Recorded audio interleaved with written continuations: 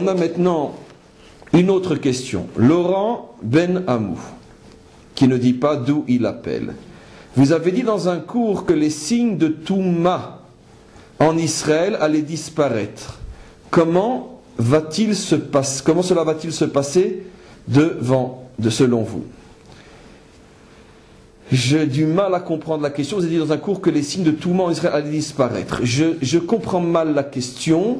Peut-être il faudra la reposer. Mais en tous les cas, si ce que vous voulez dire est que j'ai peut-être dit dans d'autres cours que le Ham Israël était en train de faire une teshuva inimaginable, oui, je le dis et je le redis, on le voit chaque jour davantage que finalement l'âme juive est en train de jaillir des plus profonds de son écorce.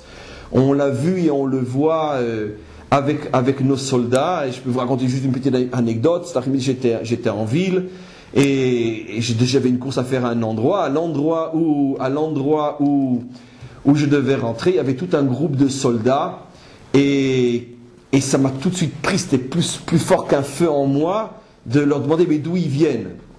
Et je me suis approché d'eux, je leur ai demandé d'où ils viennent, et ils m'ont dit on vient de Gaza. Et à ce moment-là, j'ai fait ce que je pense que des milliers d'autres ont déjà fait avant moi et feront après moi. Et j'ai pris celui qui était devant moi et je l'ai embrassé très très très très fort. Et c'est pas seulement, on pourrait dire un acte pathétique. Ça veut dire que en l'embrassant, j'ai embrassé la Shrina.